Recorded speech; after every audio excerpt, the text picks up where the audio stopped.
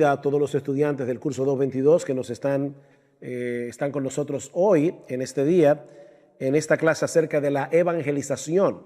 Pero antes de comenzar la clase formalmente, yo quisiera compartir con ustedes y con los estudiantes que están aquí hoy en la mañana, quisiera compartir con ustedes una historia que leí hace unos años y que me impactó profundamente. Es acerca de un hombre llamado John Harper. John Harper nació en Escocia en el año 1872 y se convirtió al cristianismo cuando tenía 14 años de edad. Inmediatamente después de su conversión, John Harper comenzó a manifestar una intensa pasión por compartir con otros el mensaje del evangelio. Y fue una pasión que lo dominó literalmente por el resto de su vida. A los 17 años comenzó a predicar en las esquinas, en las calles, llamando a los hombres al arrepentimiento y a la fe. Se mantuvo haciendo eso durante 5 o 6 años, trabajando durante el día en un molino para poder sostenerse económicamente, hasta que un pastor bautista lo tomó bajo su cuidado para que él pudiera dedicarse por entero a la predicación de la palabra. Eventualmente, en el año 1896, teniendo ya 24 años de edad, John Harper comenzó a pastorear una iglesia en la ciudad de Londres con apenas 25 miembros. 13 años después, la membresía de esa iglesia en Londres era superior a las 500 personas. Durante ese tiempo, John Harper se casó, tuvo una hija a la que llamaron Nana, pero su esposa murió cuando la niña era aún muy pequeña. Su celo evangelístico llegó a ser tan conocido que la iglesia de Moody lo invitó en 2 ocasiones para que fuera a predicar la palabra allí en Chicago. Y fue precisamente en el segundo de esos viajes que sucedió el incidente que yo quisiera compartir con ustedes en esta ocasión y que ha sido conocido en parte por el testimonio de su hija Nana, que en ese tiempo tenía 6 años de edad. Ella recuerda que cuando iban hacia Chicago, cerca de la medianoche, el barco en el que viajaban chocó con un iceberg y comenzó a hundirse. Y aunque su padre creía que otro barco iba a rescatarlos como una medida de seguridad, él puso a su hija en uno de los barcos salvavidas y se la confió a un primo mayor que iba viajando con ellos providencialmente en el barco. Y de paso, esa medida de precaución le salvó la vida. Nana Harper murió en el año 1986 a la edad de 80 años. Y yo supongo que ya ustedes se imaginan que el barco en el que ellos viajaban era el Titanic, que se hundió, que naufragó la noche del 14 de abril del año 1912. Ahora, hay una parte de esta historia que no conoceríamos a no ser por el testimonio que un joven escocés compartió en un culto de oración 6 meses después del naufragio del Titanic. Él cuenta que flotando en el agua helada, agarrado de uno de los escombros del barco, de repente una ola empujó a John Harper a su lado, que también estaba tratando de mantenerse a flote agarrado a un palo de madera. Y John Harper le preguntó: ¿eres tú salvo? Y él respondió: no, no lo soy. Él entonces replicó: cree en el Señor Jesucristo y serás salvo. Una ola alejó a Harper una vez más, cuenta él, pero un poco después fue empujado otra vez a mi lado. Y ahora, ¿eres salvo?, me preguntó. No, le respondí, cree en el Señor Jesucristo y serás salvo. Entonces, perdiendo su asidero en la madera, Harper se hundió y allí, solo en la noche y con 2 millas de agua bajo mis pies, confié en Cristo como mi Salvador. Yo soy el último convertido de John Harper. Hasta el final de su vida, este hombre fue dominado por la pasión de compartir con otros el mensaje del evangelio.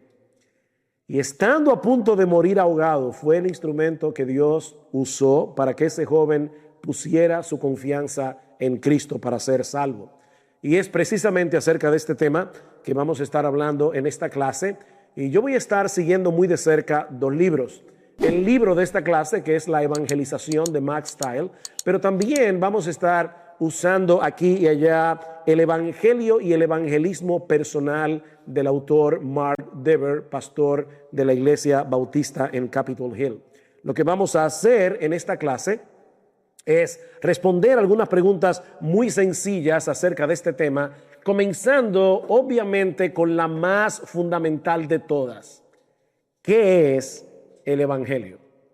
Dado que evangelizar no es otra cosa que compartir el evangelio, mis hermanos, es necesario aclarar antes que nada cuál es el mensaje que el evangelio anuncia. Y esto es muy importante, sobre todo en una época como la nuestra, donde hay tanta confusión con respecto a esto. El evangelio no es ese tipo de terapia religiosa que pretende ayudar a los demás haciéndolos sentir mejor consigo mismos. De hecho, pudiéramos decir que el verdadero evangelio pretende hacer todo lo contrario. No es hacernos sentir mejor con nosotros mismos, sino más bien hacernos sentir pecadores y depravados, merecedores del infierno. Tampoco es meramente un mensaje acerca del amor de Dios, aunque el amor de Dios se encuentra en el mismo centro del evangelio. De hecho, si no fuera por el amor de Dios, no habría ningún evangelio que predicar. Ahora, limitarnos a decirles a la persona Dios te ama o decirles Dios es amor, eso no solo no puede equipararse con la tarea de predicar el evangelio, sino que puede distorsionar por completo el mensaje, como veremos en un momento. Tampoco predicamos el evangelio cuando le decimos a las personas Jesús quiere ser tu amigo, aunque ciertamente no hay nada más grandioso en este mundo que tener un amigo como Jesús. ¿Qué es entonces el evangelio? Bueno, es la mejor y más extraordinaria noticia que un ser humano pueda escuchar jamás, pero comienza con la peor y más terrible de todas las noticias.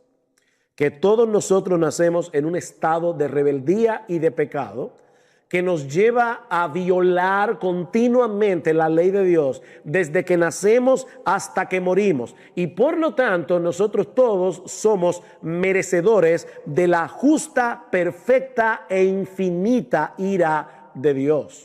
De hecho, cuando el apóstol Pablo comienza su exposición del evangelio en Romanos capítulo 1, versículo 18, cuando él quiere explicar por qué es necesario el evangelio, el apóstol Pablo no comienza diciendo Dios te ama y tiene un plan maravilloso para ti. Pablo comienza diciendo, tú necesitas el evangelio porque la ira de Dios se revela desde el cielo contra toda impiedad e injusticia de los hombres que detienen con injusticia la verdad. La ira de Dios es el punto de partida del apóstol Pablo para predicar el evangelio. La paga del pecado es la muerte, dice el mismo Pablo en Romanos capítulo 6, versículo 23. Ese es el miserable salario que todo hombre recibirá por sus pecados. La paga del pecado, el salario del pecado es la muerte. Y obviamente Pablo no se refiere únicamente a la muerte física. De hecho, ni siquiera eso es lo más importante. Pablo está hablando allí de la separación eterna de Dios en un lugar de condenación. Pero mis hermanos, es ahí precisamente donde entra en juego el mensaje del evangelio. Porque ese Dios perfectamente santo, ese Dios perfectamente justo que no puede de ninguna manera pasar por alto el pecado, es también un Dios bueno y compasivo. Y para resolver ese gran problema del hombre pecador, sin pasar por alto su justicia, Él envió a alguien de valor infinito para que pagara nuestra deuda, sufriendo en nuestro lugar el castigo que todos merecíamos por nuestros pecados. Así que fue por eso que Cristo se hizo hombre. La segunda persona de la Trinidad tomó para sí una naturaleza humana semejante en todo a la nuestra, pero sin pecado. Él cumplió la ley de Dios a la perfección, desde la cuna hasta la tumba, y luego murió en una cruz siendo inocente para que pecadores culpables pudiéramos ser absueltos en el tribunal de Dios. Y todos sabemos por las Escrituras que 3 días más tarde Dios testificó que su justicia quedó plenamente satisfecha. ¿Cómo? resucitando a Cristo de entre los muertos. La resurrección es el sello de aprobación de Dios, de manera, mis hermanos, que ninguna de nuestras transgresiones quedaron impunes. O sea, no fue que Dios proclamó una amnistía universal. No, Dios no puede hacer eso. Ninguno de nuestros pecados quedaron impunes, porque Dios los castigó en su Hijo. Dios castigó por cada uno de nuestros pecados, castigó a su Hijo en la cruz del Calvario. Y es sobre la base de esa obra de redención que ahora el Evangelio anuncia que hay salvación en Cristo para todo aquel que se arrepiente, para todo aquel que pone su confianza únicamente en Él. Así que ese es el mensaje que el Evangelio anuncia. Y ese es el mensaje que nosotros debemos comunicar a los pecadores para que puedan ser salvos. Así que yo espero que hasta aquí ustedes puedan ver que este mensaje del Evangelio que nosotros debemos compartir no es algo complicado en sí mismo. Algo que solamente unos cuantos privilegiados con un coeficiente intelectual muy elevado pueden entender y pueden proclamar. No, mis hermanos, lo que el Evangelio anuncia es que el justo murió por los injustos para llevarnos a Dios. Primera de Pedro, capítulo 3, versículo 18. O como dice el apóstol Pablo en el conocidísimo texto de 2 Corintios, capítulo 5, versículo 21. Al que no conoció pecado, Cristo, por nosotros o a favor de nosotros, Dios a él lo hizo pecado para que nosotros fuésemos hechos justicia de Dios en él. De manera que el mensaje del Evangelio responde 4 preguntas clave. ¿Quién es Dios? Eso dice Max Stiles en su libro. Así que estoy citando a Max Stiles en el libro que estamos estudiando en el 2:22. ¿Quién es Dios? ¿Por qué estamos en una situación tan desastrosa? ¿Qué hizo Cristo y cómo podemos volvernos a Dios? Esas son básicamente las 4 preguntas que el Evangelio responde. De hecho, esa es la gran historia que nosotros encontramos en la Biblia. Una gran historia que podemos dividir en 4 capítulos: creación, caída, redención y restauración. La Biblia es una gran historia con 4 capítulos. Creación, Dios es el creador de todas las cosas. Caída, los hombres escogieron el pecado antes que a Dios, se rebelaron contra Dios. Redención, ¿qué hizo Dios en Cristo para resolver el problema? Restauración, ¿qué va a hacer Dios al final de los tiempos? O consumación. A la luz de esta definición que hemos dado del Evangelio, ahora podemos avanzar hacia la próxima pregunta. ¿Qué es entonces evangelizar? Si esto es el Evangelio, ¿qué es entonces evangelizar? John Cheeseman lo define de esta manera: es declarar en base a la autoridad de Dios lo que Él ha hecho para salvar a los pecadores, advirtiendo a los hombres de su condición perdida, guiándolos a arrepentirse y a creer en el Señor Jesucristo. Voy a repetir otra vez. ¿Qué es evangelizar? Es declarar, es una declaración, es un anuncio. Es declarar en base a la autoridad de Dios, obviamente revelada en su palabra, lo que Él ha hecho para salvar a los pecadores, la muerte de Cristo en la cruz del Calvario, su vida perfecta, advirtiendo a los hombres de su condición perdida, porque los sanos no tienen necesidad de médico, ¿verdad? Sino los enfermos, guiándolos a arrepentirse y a creer en el Señor Jesucristo. Por eso es que es tan importante que nosotros compartamos con el pecador la ley de Dios, porque la ley de Dios es lo que Él usa para darnos convicción de pecado. Y sin esa convicción de pecado, el pecador no va a entender la necesidad que él tiene de la salvación provista por Dios. Ahora, noten, mis hermanos, lo que yo acabo de decir en esta definición. Evangelizar no es lo mismo que compartir nuestro testimonio de conversión. Hay personas que creen que cuando le cuentan a otro pecador cómo fue que él se convirtió, la historia de su conversión, él está evangelizándolo. Puede ser que el testimonio tenga lugar cuando uno comienza una conversación con un pecador, pero nunca equipares tu testimonio de conversión con compartir el evangelio. Tampoco es una simple defensa de nuestra fe. Hay creyentes que son apologistas por naturaleza. Les encanta discutir, defender la fe, probar que la Biblia es la palabra de Dios, probar que Dios existe. Pero hermanos, eso no es evangelizar. Yo puedo tratar de probar que la Biblia es la palabra de Dios. Yo puedo tratar de probar que existe Dios, y nada de eso es equivalente con predicar el evangelio. Tampoco es hacer obras de bien social que evidencien el amor de Dios a través de nuestras buenas obras. Y obviamente las buenas obras son importantes. La misma Biblia lo dice. Somos hechura suya. Luego que Pablo dice que somos salvos por gracia y no por obras para que nadie se gloríe, Pablo dice en el versículo 10, porque somos hechura suya, creados en Cristo Jesús para buenas obras, las cuales Dios preparó de antemano para que anduviésemos en ellas. Y Santiago dice, tú tienes fe, muéstramelo. ¿Por qué? Por medio de las obras. Así que no es que las obras no sean importantes, pero hacer obras de bien social tampoco puede equipararse con la tarea de evangelizar. Hermanos, nosotros tenemos una noticia que compartir con el incrédulo. Es una noticia, eso es lo que significa la palabra evangelio, una buena noticia. Tenemos una noticia que compartir con el incrédulo acerca de lo que Dios hizo en Cristo para salvar a pecadores culpables sin pasar por alto su justicia. Pablo lo dice de esta manera en 2 Corintios capítulo 5, versículo 20, porque somos embajadores en nombre de Cristo. Eso es lo que somos. Somos embajadores en nombre de Cristo. Y esto es increíble, porque Pablo dice, como si Dios rogase por medio de nosotros. Dios está usando seres humanos como tú y como yo para que compartamos el evangelio con otros seres humanos como tú y como yo.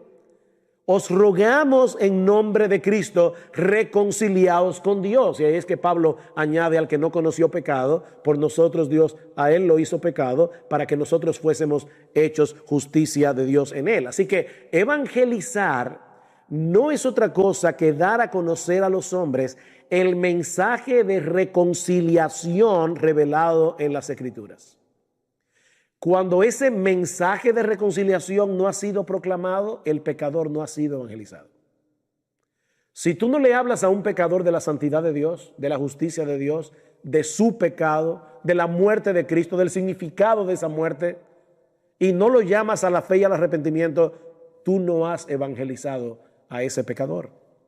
El hombre está en problema con Dios por causa de sus pecados, porque Dios en su justicia le dará a cada cual lo que merece, pero Él mismo proveyó el medio a través del cual su justicia quedó plenamente satisfecha y los pecadores pueden ser perdonados. La obra redentora de su propio Hijo, nuestro Señor Jesucristo, del cual nos apropiamos por medio del arrepentimiento y de la fe. Tercera pregunta. Ya hemos visto qué es el evangelio, hemos visto que es evangelizar. Tercera pregunta, ¿quiénes deben evangelizar? ¿Quiénes son los que tienen esa tarea? Y aquí, hermanos, nadie cuestiona el hecho de que la iglesia tiene la responsabilidad de propagar el mensaje del evangelio en todo el mundo. Y nadie cuestiona eso porque esa fue la orden expresa, ¿verdad?, de nuestro Señor antes de ascender a los cielos. Id y hacer discípulos a todas las naciones, bautizándolos en el nombre del Padre y del Hijo y del Espíritu Santo, enseñándoles a guardar todas las cosas que yo os he mandado. De paso, y esto no tiene que ver directamente con la evangelización, pero la evangelización es un fin en sí mismo. La evangelización es el primer paso del discipulado. Entonces yo no ando por ahí, ¿verdad?, pariendo hijos espirituales y luego dejándolos por sí solos. No, debemos seguir enseñándoles a guardar todas las cosas que el Señor nos ha mandado. Debemos ayudarlo a venir a ser parte de una iglesia local donde su alma va a ser nutrida, etcétera. Todo eso es parte del discipulado. Pero el punto es que Cristo ordenó esto de manera expresa. Lucas capítulo 24, versículo 46. Así está escrito. Y así fue necesario que el Cristo padeciese y resucitase de los muertos al tercer día y que se predicase en su nombre el arrepentimiento y el perdón de pecados en todas las naciones, comenzando desde Jerusalén.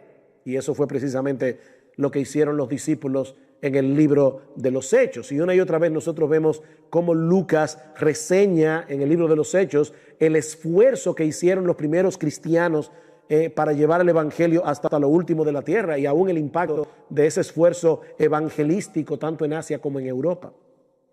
Pero la pregunta permanece en pie: ¿quién o quiénes deben llevar a cabo esa tarea? ¿Es esta una responsabilidad únicamente de los pastores? ¿O es esta una responsabilidad que solo tienen aquellos hermanos y hermanas de la iglesia a quienes Dios les ha dado un don especial, el don de evangelizar, y son ellos los que tienen que hacer este trabajo? ¿O Cristo espera que todos los suyos se envuelvan en el cumplimiento de la gran comisión de un modo u otro? La respuesta no es difícil, porque el Nuevo Testamento la revela claramente. ¿Sobre quiénes descendió el Espíritu Santo el día de Pentecostés? ¿Sobre los apóstoles?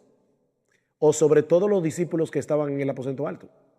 El Espíritu Santo descendió sobre todos los que estaban allí.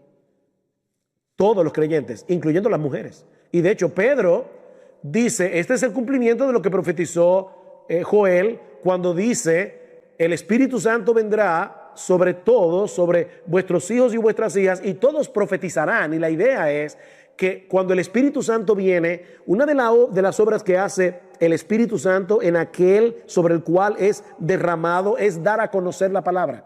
Hay una conexión entre el derramamiento del Espíritu Santo y la predicación del Evangelio. Vayan conmigo a Hechos capítulo 1.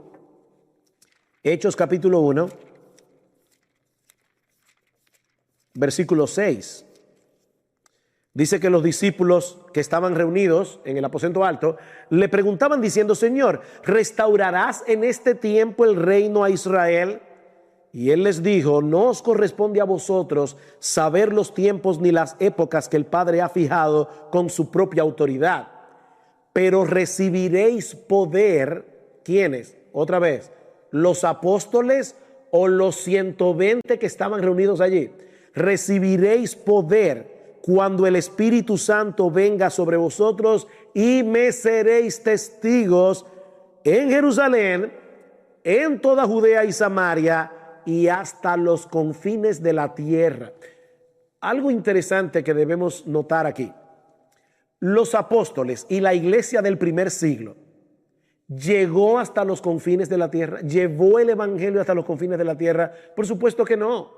Por lo tanto, la iglesia del primer siglo no pudo cumplir a cabalidad la gran comisión, que era ir a todas las naciones. Eso quiere decir que la orden de Cristo no solamente fue a todos los cristianos del primer siglo, es a todos los cristianos de todas las épocas. Y he aquí, yo estoy con vosotros todos los días hasta el fin del mundo. Así que todos los cristianos hasta el fin del mundo tienen la responsabilidad de compartir el evangelio. Noten más adelante lo que pasa en Hechos capítulo 8. Los discípulos parece que se encontraban muy a gusto allí en Jerusalén, todos en comunión. ¿Y qué hizo Dios? Envió una persecución. Y dice en el capítulo 8 del libro de los Hechos: y Saulo estaba de completo acuerdo con ellos en su muerte, en la muerte de Esteban. En aquel día se desató una gran persecución en contra de la iglesia en Jerusalén, y todos fueron esparcidos por las regiones de Judea y de Samaria, excepto ¿quiénes? Excepto los apóstoles. Aquí vemos un detalle interesante. Dios envía una persecución, todos los cristianos tienen que salir huyendo de Jerusalén, excepto los apóstoles. Así que los que salieron huyendo eran cristianos comunes y corrientes como tú y como yo. ¿Y qué pasó con ese grupo de cristianos donde no había ningún apóstol? Vamos a Hechos capítulo 11. Hechos capítulo 11, versículo 19. Ahora bien, ahora Lucas retoma la historia de Hechos 8 y dice: ahora bien, los que habían sido esparcidos a causa de la persecución que sobrevino cuando la muerte de Esteban, llegaron hasta Fenicia, Chipre y Antioquía, no hablando la palabra a nadie sino a los judíos. Así que sabemos que este grupo comenzó a predicar el evangelio, pero como todavía no tenían un concepto claro de hasta dónde iba a llegar el evangelio, se limitaban a hablar a los judíos. Pero había algunos de ellos, hombres de Chipre y de Cirene, los cuales al llegar a Antioquía hablaron también a los griegos, predicando al Señor Jesús. Y la mano del Señor estaba con ellos, y un gran número que creyó se convirtió al Señor. La iglesia de Antioquía, que vino a ser el gran centro misionero del Nuevo Testamento, no fue la iglesia de Jerusalén. Fue fundada por un grupo de creyentes comunes y corrientes donde no había ni un solo apóstol. Y fue a esa iglesia que Dios usó para llevar el evangelio por toda Asia y por toda Europa. Así que, hermanos, todos tenemos la responsabilidad de compartir el mensaje del evangelio. Esa es la enseñanza explícita del Nuevo Testamento. ¿Qué dice Primera de Pedro capítulo 3? Estad siempre preparados para presentar defensa con mansedumbre y reverencia ante todo el que os demande razón de la esperanza que hay en vosotros. ¿A quiénes les dice eso el apóstol Pedro? A todos los cristianos de esa iglesia que estaban siendo perseguidos. Dice, cuando ustedes reaccionen como cristianos en medio de la persecución, eso va a levantar preguntas. Las personas les van a preguntar, pero ¿cómo es posible que ustedes estén siendo perseguidos y que puedan reaccionar como reaccionan? Bueno, ahí estén preparados para presentar defensa con mansedumbre y reverencia ante todo el que demande razón de la esperanza que hay en vosotros. Ahora bien, hay algo que muchos cristianos suelen pasar por alto cuando hablamos de la responsabilidad de evangelizar. Sí, todos sabemos, y yo no tengo que hacer más esfuerzo para demostrarles que todos tenemos la responsabilidad de compartir el evangelio, pero hay algo que podemos fácilmente pasar por alto al hablar de ese tema. Y es el hecho de que el evangelio que predicamos como individuos debe ser respaldado por una comunidad de creyentes que vive el evangelio. Lo que hacemos como individuo lo hacemos en conexión con una comunidad a la cual pertenecemos, llamada la iglesia local. Esa es la clara enseñanza del Señor Jesucristo, por ejemplo, en Juan capítulo 13, versículo 34. ¿Recuerdan ustedes cuando el Señor le dice a los apóstoles, yo me voy y ustedes no me pueden seguir ahora? Bueno, Señor, entonces, ¿qué vamos a hacer nosotros mientras tanto? Dice el Señor en el versículo 34, un mandamiento nuevo os doy, que os améis los unos a los otros, que como yo os he amado, así también os améis los unos a los otros. De paso, un mandamiento nuevo. ¿Qué tenía de nuevo este mandamiento? Porque en el Antiguo Testamento el Señor dice, ama a tu prójimo como a ti mismo. Entonces, ¿por qué era nuevo este mandamiento? Lo que es nuevo en este mandamiento es esto que dice el Señor, como yo os he amado. Ese estándar es nuevo. Entonces dice Cristo, un mandamiento nuevo os doy, que os améis unos a otros, que como yo os he amado, así también os améis los unos a los otros. En esto conocerán todos que sois mis discípulos, si tenéis amor los unos por los otros. Así que aquí está la gran apología del cristianismo de parte de la iglesia, el amor que nos tenemos unos a otros. Así es que el mundo va a conocer que verdaderamente nosotros somos del Señor. Es a través del amor entre los cristianos que el mundo puede ver una representación viva del poder del evangelio. Esa es una de las razones por la que Dios tiene a su iglesia en el mundo.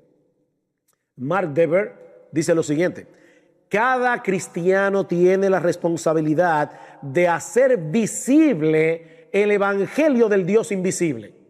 Y ahora añade, el amor de Dios de una forma suprema debe ser revelado en la iglesia.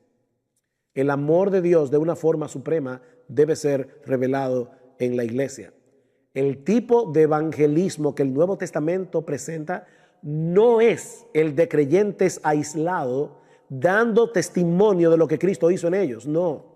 El Dios invisible espera que su carácter se haga visible en el mundo a través de las iglesias locales.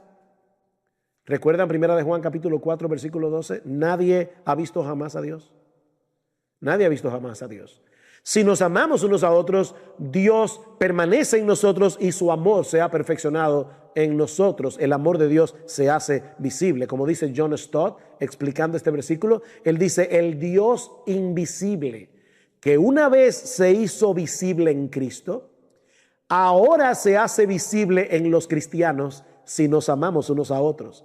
Esta es una declaración sorprendente, dice John Stott.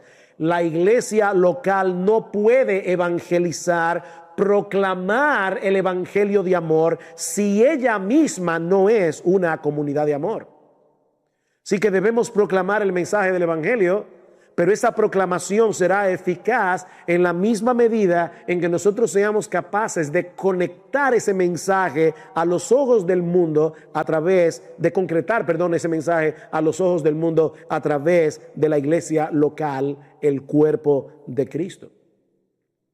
¿De qué se trata el mensaje del evangelio?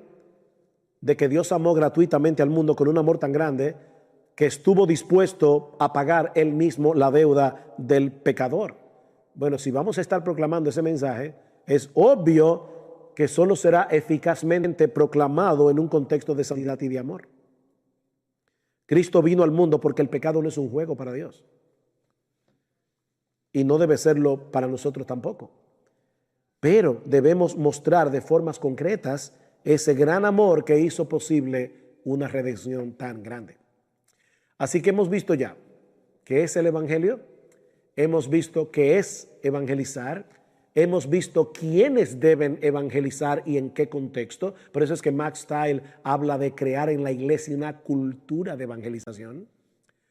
Pero ahora viene la última pregunta: ¿cómo debemos evangelizar? ¿Cómo debemos hacerlo?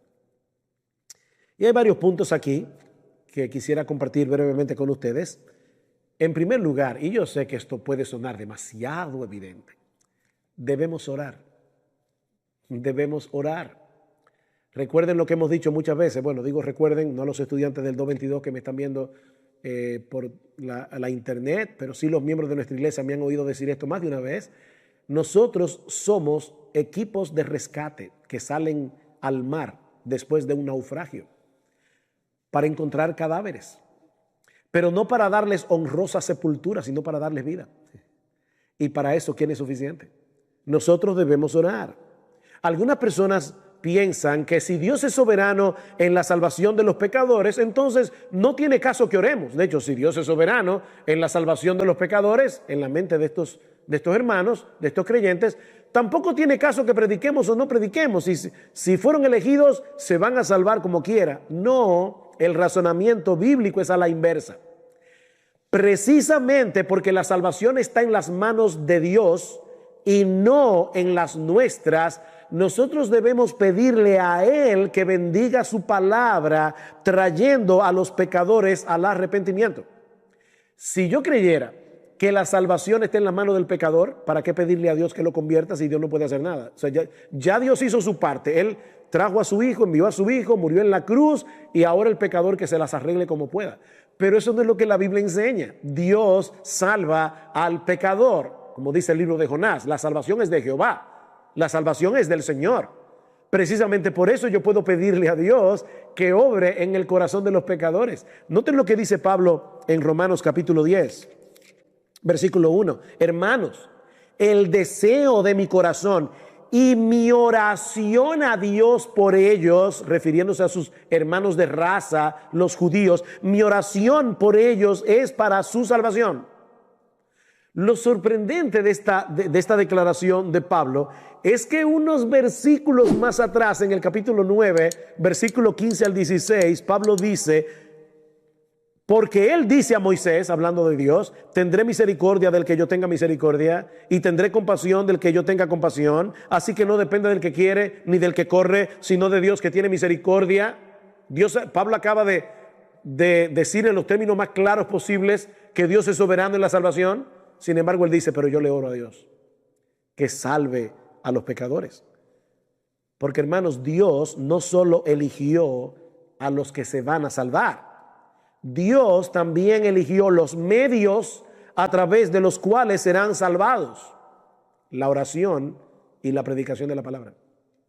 La oración y la predicación de la palabra. Agradó a Dios salvar a los creyentes por la locura de la predicación. Es por eso que Pablo dice en 2 Timoteo capítulo 2 versículo 10, él dice, yo todo lo soporto por amor a los escogidos, para que ellos también obtengan la salvación que es en Cristo Jesús con gloria eterna. Pablo creía en la elección, pero dice, yo todo lo soporto en mis viajes misioneros, para que los salvos, los perdidos, perdón, puedan escuchar el evangelio, porque es a través de escuchar el evangelio que ellos serán salvos. Mis hermanos, Dios no nos pide que desentrañemos el misterio entre la soberanía de Dios y la responsabilidad humana. Él nos pide que lo obedezcamos. Entonces, Él nos dice en su palabra, yo soy el que salvo, pero ustedes son los que predican. Ustedes son los que oran. Así que oren y prediquen. Debemos orar, hermanos, al predicar el evangelio, debemos hacerlo en oración. Y gracias al Señor que Él nos ha dado la capacidad de ser ¿cómo diríamos eso en español? Multifacéticos. O sea, nosotros podemos estar hablando con el pecador y al mismo tiempo diciendo, Señor, ayúdame, dame luz. O a veces el pecador está hablando, te está preguntando algo y tú estás diciendo, Señor, ayúdame, dame luz, dame gracia. Obra en su corazón. Debemos orar antes de predicar el evangelio a un inconverso. Debemos orar mientras predicamos el evangelio. Debemos orar después que le predicamos. Debemos evangelizar en oración. 2, otro también demasiado obvio, debemos usar la Biblia. Debemos usar la Biblia. Si bien es necesario que nosotros comuniquemos el mensaje de salvación en nuestras propias palabras, porque evangelizar no es repetir como un loro una cadena de versículos bíblicos, y hay personas que hacen eso. Eso no es evangelizar. Nosotros debemos decir al pecador, ¿verdad?, de nuestras propias palabras, cuál es su condición, qué fue lo que hizo Dios. Nunca olvidemos que la palabra de Dios es viva y eficaz. La palabra de Dios es viva y eficaz y más cortante que toda espada de 2 filos y penetra hasta partir el alma y el espíritu, las coyunturas y los tuétanos, y discierne los pensamientos y las intenciones del corazón. Hebreos 4:12. Dios ha prometido usar su propia palabra para producir lo que Él quiere en el corazón de los hombres. Isaías 55, su palabra no volverá vacía. Por otro lado, el hecho de citar las Escrituras es una forma de mostrar al pecador que lo que nosotros estamos diciendo no son nuestras propias opiniones personales, sino que estamos entregándoles el mensaje revelado por Dios en su palabra. Así que al evangelizar, usen la Biblia. Usen la Biblia. 3. Debemos ser claros al exponer el mensaje del evangelio. Debemos ser claros al exponer el mensaje del evangelio. Es decir, debemos hacer un esfuerzo para hablar de tal manera que las personas puedan entendernos. Uno de los problemas que tenemos los cristianos es que muchas veces nos aislamos tanto del mundo incrédulo que olvidamos cómo es que el mundo incrédulo se comunica.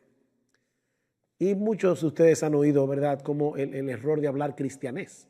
Nosotros hablamos cristianés y es un lenguaje que el pecador no entiende, porque él vive en otro planeta, espiritualmente hablando. Yo no sé qué pensará un inconverso cuando escucha a 2 cristianos decir, fulano de tal estaba en la iglesia, pero ahora se fue al mundo. Y uno dice, ¿a dónde vivía antes? Estaba en el mundo, no era en Marte, no era en la Luna. Entonces nosotros tenemos una clase de expresiones que debemos tener cuidado porque el inconverso no la entiende. En ese sentido debemos tomar en cuenta con quién estamos hablando, porque lo que puede ser claro para ciertas personas puede que no lo sea para otras personas.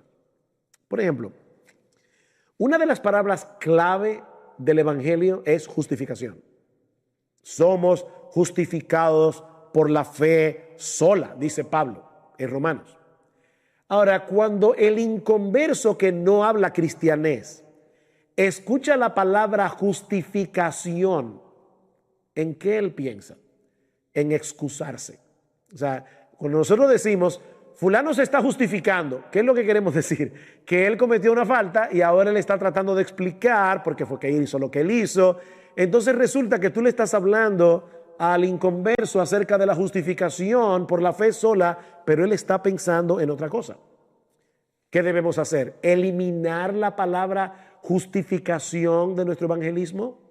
No, pero debemos aclarar que cuando la Biblia dice que Dios justifica al pecador, lo que Él quiere decir es que Él nos declara justos cuando depositamos toda nuestra confianza en la persona y la obra de nuestro Señor Jesucristo. Por otra parte, aunque nuestra meta al predicar el Evangelio no es la de ofender a los demás, esa no es la meta. Nunca debemos sacrificar la claridad del Evangelio para no resultar ofensivos. Debemos ser claros, y esto no solamente significa hablar de tal manera que me entiendan, es hablar de tal manera que él entienda su condición. No debemos sacrificar la claridad para no ser ofensivos. Debemos hablar claramente del pecado. Debemos hablar claramente de la impotencia del pecador para salvarse. Debemos hablar claramente del significado de la cruz, de la necesidad de venir a Cristo en arrepentimiento y fe, de la necesidad de creer en Cristo. ¿Qué significa esto? Arrepentirse y creer. De la terrible condenación que le espera a los que rechazan el llamado de Dios. Ese es el ejemplo de evangelismo que nosotros encontramos en el Nuevo Testamento. Vayan conmigo a Hechos capítulo 2, versículo 36.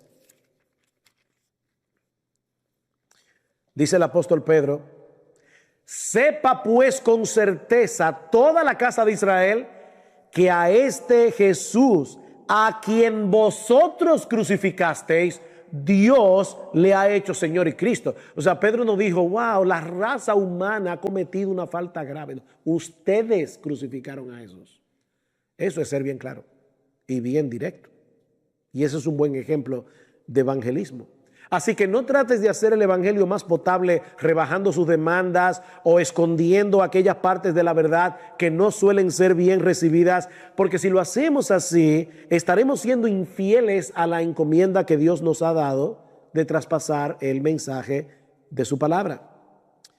Una cosa más antes de pasar al próximo punto en esta última pregunta. Cuidado con usar terminologías confusas para llamar al pecador al arrepentimiento y a la fe. Por ejemplo, invita a Cristo a venir a tu corazón. Pregunta, ¿y dónde aparece esa frase en el Nuevo Testamento? En ninguna parte. ¿Qué significa invitar a Cristo a venir al corazón? Eso es demasiado abstracto, eso es muy místico. La Biblia dice claramente, arrepiéntete y cree. Ese es el llamado del evangelio. Es un llamado muy concreto. La Biblia nunca nos llama a invitar a Jesús a venir al corazón, y mucho menos a hacer la famosa oración del pecador. No hay ninguna oración del pecador en el Nuevo Testamento. Explica lo que Dios hizo para salvar a los pecadores, explícales por qué necesitan ser salvados y después dile que se arrepientan de su pecado y que crean en el Señor Jesucristo. Ese es el llamado de la Biblia. Nadie puede abrazar a Cristo como Señor y Salvador a menos que crea y se arrepienta. Hechos capítulo 16, versículo 31. El carcelero de Filipos. Señores, ¿qué debo hacer para ser salvo? Ven y haz con nosotros la oración del pecador. No, cree en el Señor Jesucristo. Más adelante en Atenas, ¿qué dice Pablo a los atenienses? Dios ha mandado a todos los hombres en todo lugar que se arrepientan. Romanos capítulo 1, versículo 16. Porque no me avergüenzo del evangelio, porque es poder de Dios para salvación a todo aquel que cree, al judío primeramente y también al griego. Porque en el evangelio la justicia de Dios se revela por fe y para fe, como está escrito, mas el justo por la fe vivirá. Es un llamado a arrepentirse, es un llamado a creer. Y el mismo Señor Jesucristo nos dejó ese ejemplo. Dice en Marcos capítulo 1, versículos 14 y 15, que cuando el Señor comenzó su ministerio en Galilea, decía, el reino de Dios se ha acercado, arrepentíos y creed en el evangelio. Cristo nunca llamó a nadie, ni siquiera él mismo que estaba allí, nunca le dijo a nadie, invítame a entrar en tu corazón. No, cree y arrepiéntete.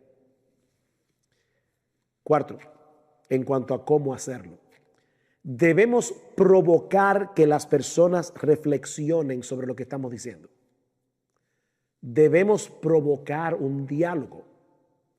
Obviamente yo estoy dando aquí una clase y lamentablemente no puedo recibir retroalimentación de parte de ustedes. No es la forma como a mí me gusta dar la clase, pero es el formato que tenemos en este curso. Pero cuando tú hablas con un pecador, no te pases una hora, telele. Tú estás conversando con él. Hazle preguntas. Provoca reflexiones. Eso es algo que el Señor hacía cuando trataba con las personas, moverlos a reflexionar. Por ejemplo, Mateo capítulo 21. Mateo capítulo 21, versículo 32 en adelante, el Señor dice aquí, escuchad esta parábola, dice en el versículo 33. Había una vez un hacendado que plantó una viña, la cercó con un muro. Ustedes conocen la historia y dice después al final de la historia, cuando venga pues el dueño de la viña, ¿qué hará a esos labradores? Y ellos le dijeron, llevará a esos miserables a un fin lamentable y arrendará la viña a otros labradores que le paguen los frutos a su tiempo. Jesús le dijo, ¿nunca leísteis en las Escrituras la piedra que desecharon los constructores esa en piedra angular se ha convertido? Y luego les dice cómo el Señor va a quitar el reino a los judíos para dárselo a los gentiles. Pero ¿qué es lo que hace el Señor? Provocarlos a reflexionar. Más adelante en el versículo 45 dice, al oír sus palabras, los principales sacerdotes y los fariseos comprendieron que hablaba de ellos. O sea, esta historia no quedó en el vacío. Ellos entendieron que la espada se le estaban clavando a ellos mismos en el corazón. Hermanos, recuerden que la mayoría de las personas escucha el evangelio a la defensiva. La mayoría de las personas. Porque no quieren admitir que ellos están mal. El hecho de hacerlos reflexionar es una forma de despertar sus conciencias. Y probablemente el mejor ejemplo bíblico que nosotros tenemos en la historia de las Escrituras es Natán con David. Cuando Natán llega donde David y le dice, déjame contarte una historia. Mira, había un hombre rico que tenía muchísimas ovejas y tú no sabes lo que hizo. Hoy le fue y le quitó a la pobre ovejita que tenía un hombre que no tenía nada más que esa ovejita y se había encariñado con ella para hacer una fiesta con los amigos. ¿Qué tú crees que debemos hacer con ese hombre? Y dice David inmediatamente, es digno de muerte. Hasta que Natán le dijo, tú eres ese hombre. Tú fuiste el que le tomaste la ovejita a Urías Eteo. Despertó su conciencia y eso llevó a David al arrepentimiento. Por supuesto, en el caso de David, Natán estaba tratando con un creyente. Pero no debemos olvidar que todos los seres humanos traen consigo de fábrica una conciencia que les dice que lo malo debe ser castigado y que lo bueno debe ser recompensado. Así que nosotros contamos con un aliado en el corazón de los pecadores cuando compartimos con ellos el mensaje del evangelio. Eso es algo que está entrelazado en lo más profundo de sus personalidades como seres creados a la imagen de Dios. Así que debemos apelar a sus conciencias haciéndoles preguntas. A veces yo, cuando estoy conversando con alguien del evangelio, le digo, ¿a ti no te molesta que los malhechores se salgan con la suya? ¿A ti no te molesta que los políticos corruptos hagan y deshagan y nadie les puede poner la mano? Y todo el mundo inmediatamente dice, claro que me molesta. Entonces tú quieres justicia para los demás. ¿Y qué tú crees que van a hacer contigo cuando tú te presentes en el tribunal de Dios? Entonces esas preguntas ayudan al inconverso a decir, no son los políticos los que están en problemas solamente, yo estoy en problemas. Entonces provócalos a reflexionar. Una última sugerencia es que al evangelizar debemos usar la iglesia. Al evangelizar debemos usar la iglesia. Evangelizar no es lo mismo que invitar a una persona a los servicios de adoración en la iglesia, pero es perfectamente apropiado y recomendable que invitemos a las personas a venir a nuestros servicios de adoración. No solo para que se expongan a la predicación de la palabra, sino también para que ellos puedan interactuar con el pueblo de Dios. Y eso probablemente, si la iglesia es una iglesia sana, repito, si la iglesia es una iglesia sana, eso los va a ayudar a vencer algunos prejuicios. Ahora bien, esa no es la única manera en que nosotros podemos usar la iglesia en nuestra labor evangelística. Los incrédulos no solo necesitan escuchar el mensaje del evangelio predicado desde el púlpito, ellos también necesitan observar cómo es que ese evangelio opera en la vida de las personas que lo profesan. Y eso ya lo dijimos antes.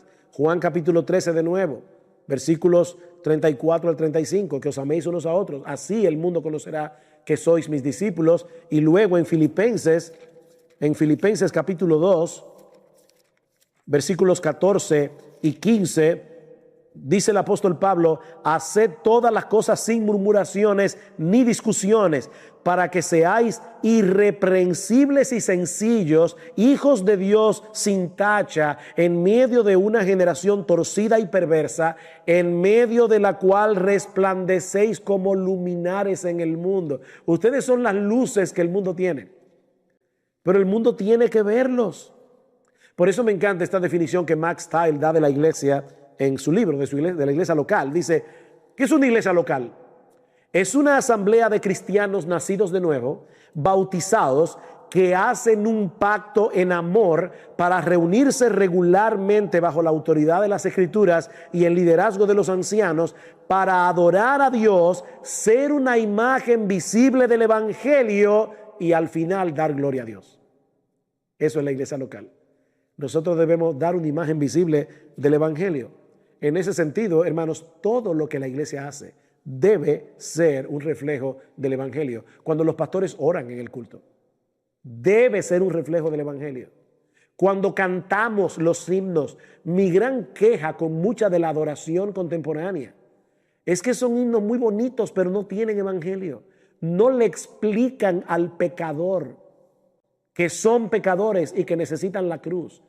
La mayoría, o para no ser injusto, muchos de los himnos contemporáneos hablan del amor de Dios, del poder de Dios, del cuidado de Dios, de qué hermoso es Dios. Pero nada de eso va a llevar a un pecador al arrepentimiento, a menos que entienda que está en problemas con ese hermoso Dios y que Él diseñó un plan de salvación a través de la cruz. Así que nuestros himnos deben ser evangélicos, deben conllevar el mensaje del evangelio. La predicación de la palabra. ¿En cuántos púlpitos, hermanos, se está predicando hoy un mensaje terapéutico o un mensaje moralista en vez de predicar el evangelio?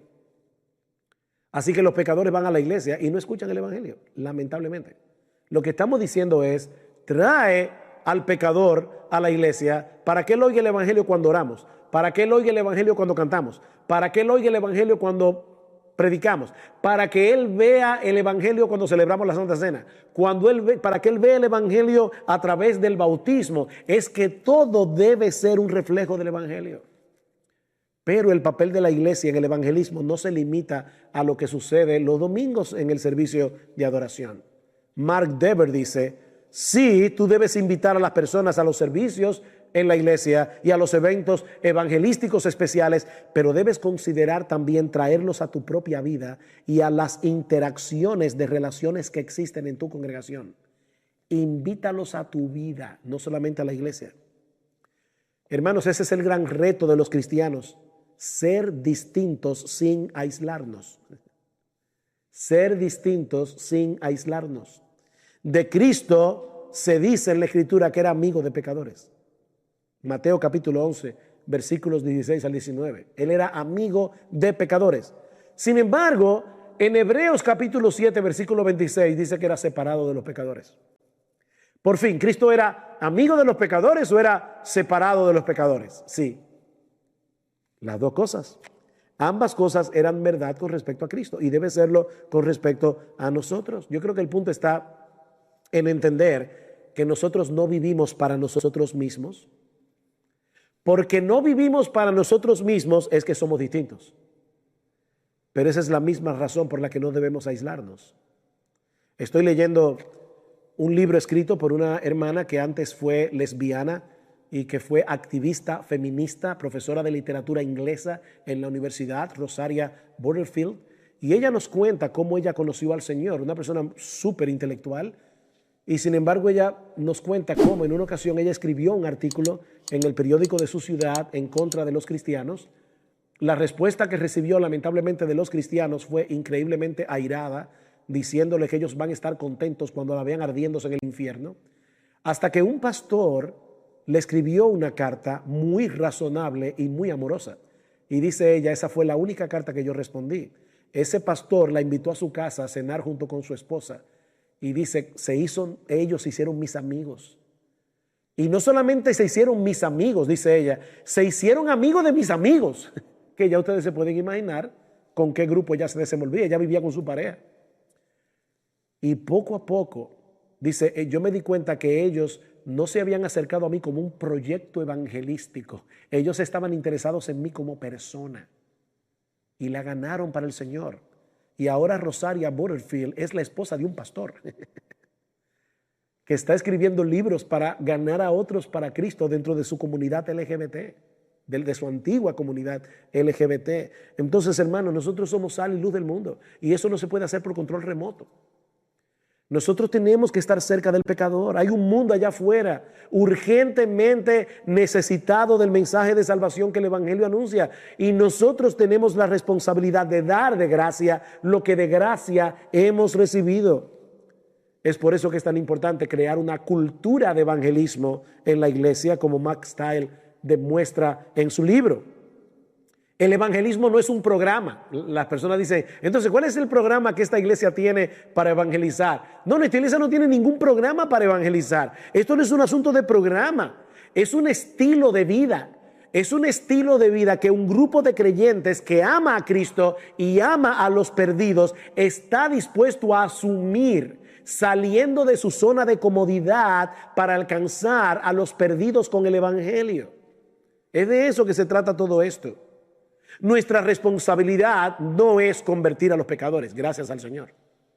Esa no es nuestra responsabilidad. Eso solo puede hacerlo Dios.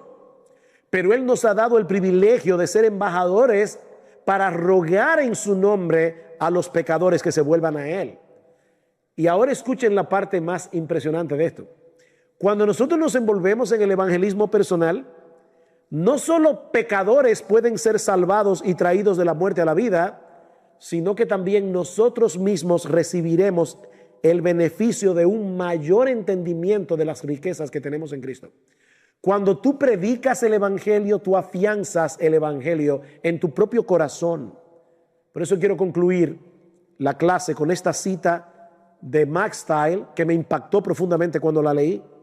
La evangelización es más grande de lo que podemos ver. Recuerda la promesa de Dios. Él te está dando a ti un entendimiento más completo de las riquezas que tenemos en Cristo cuando evangelizas. Él te está dando sus ojos para que veas a las personas como Él las ve.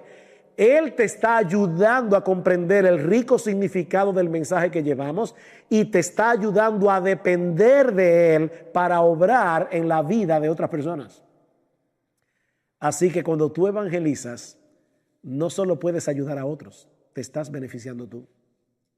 Es un medio de gracia para tú crecer en Cristo y en tu entendimiento del evangelio. Damos gracias al Señor por darnos la honra, el honor y el privilegio de ser embajadores suyos para rogar a los hombres en nombre de Cristo que se reconcilien con Dios. Vamos a orar. Padre, queremos darte gracias por habernos dado la oportunidad de compartir este material. Gracias por hombres como Max Stiles, como Mark Dever y los libros que han escrito acerca de este tema. Pero Señor, ayúdanos, como te pedíamos al principio, a no ser meros oidores olvidadizos, sino hacedores de la obra. Danos un mayor amor por Cristo, danos un mayor amor por los perdidos, para que podamos ser evangelistas a tiempo completo. Glorias sean dadas a ti, Señor, en Cristo nuestro Salvador. Amén.